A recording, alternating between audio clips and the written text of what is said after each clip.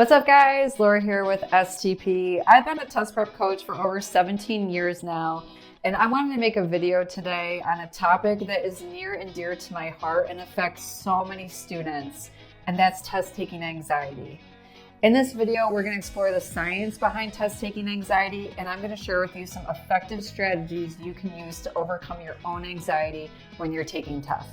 Before we start, please comment below and share with me your own experience with testing anxiety.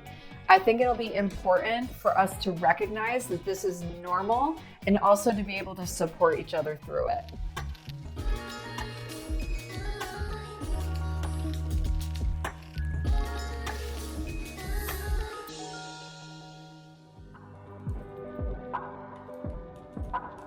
Okay, first let's talk about what anxiety actually is and why it happens. Anxiety is your body's natural response to stress. It's a feeling of fear or apprehension of what there is to come. Okay, so when you're anxious, your body is in the sympathetic nervous system. Okay, this is your fight or flight response. It basically prepares your body to either fight the thing you're afraid of or flight, like run away from it. The part of your brain that controls this is what's called the amygdala or the lizard brain. So back in the day when we were like cavemen and women, and even a little bit after that, but this really was an integral part of our survival, this brain, because we would sense danger and imminent death, and it would help us survive in these situations. For instance, if a bear is coming after us, then that sympathetic nervous system can kick in and we can quickly react by running away. However, now that we're in the 21st century, we don't necessarily have these imminent death threats anymore. But there are other threats our body perceives as death threats and doesn't really know the difference, so we still kick into that sympathetic nervous system. So, in other words, when you're in a test like the SAT and you feel anxiety, your body reacts the same exact way as if a bear is chasing you, and it really does not know the difference. There's a part of you that essentially believes that the SAT or that whatever test it is that you're taking is going to kill you. Here's what's interesting. When you're in that state, you cannot function cognitively at your highest capacity. Your body is too preoccupied with survival. So you really, when you're taking a test, can't focus and can't perform at your optimum levels. So you don't want to be in that sympathetic state. Now, on the other hand, the parasympathetic state is the rest and relax state. It's where you can digest your food, you can sleep, your body is in a more relaxed state. Another way to look at it is it's like your body's brake pedal. So the goal of this video is to help teach you ways to recognize when you're in the sympathetic and then transition from the sympathetic to the parasympathetic so that you can perform on a test.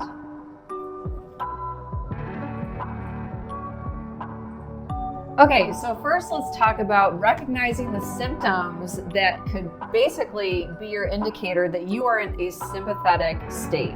Because test-taking anxiety can manifest itself in a variety of ways. So you might experience physical symptoms like a rapid heartbeat, headaches, and nausea. Emotionally, you could feel restless or even panicky.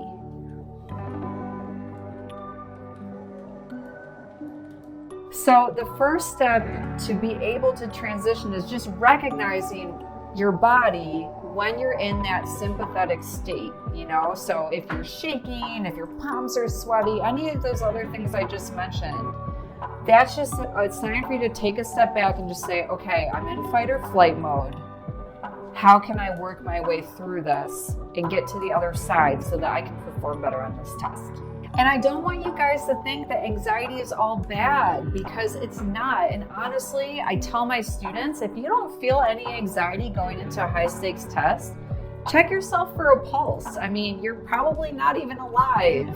It's completely normal to experience a little bit of anxiety, and a little bit is good because it will, kick in some adrenaline for you. You'll be ultra focused, but the problem is when it gets to be too much. Because when it gets to be too much, then it's overwhelming, it's unmanageable, and you can no longer focus in that optimal, in the zone way. Okay, this tip is huge. Tip number 1 is practicing deep breathing. Now, guys, I don't want you to save this strategy until you're actually in the testing environment and you're recognizing you're in the sympathetic.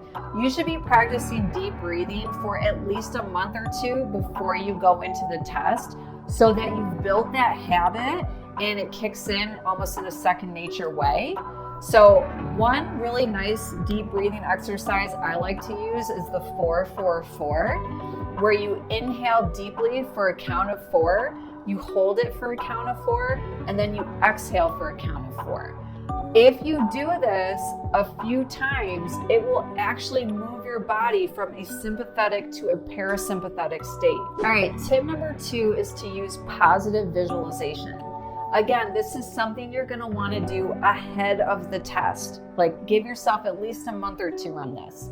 But what I want you to do is sit down, close your eyes, and picture yourself in the testing room, moving through the test with confidence and poise and calmness.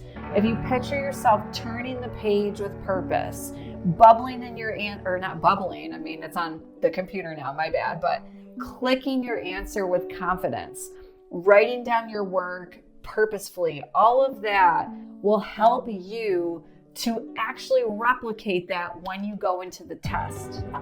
And this will calm you down because you'll feel this confidence that you've already built into yourself over time doing this visualization technique. I'm going to even take it a step further. When you're practicing, I want you to try to replicate the testing environment conditions as much as possible. I even found a YouTube video that replicates real testing environment sounds, and I've had students with anxiety play that in the background while they're taking a practice test.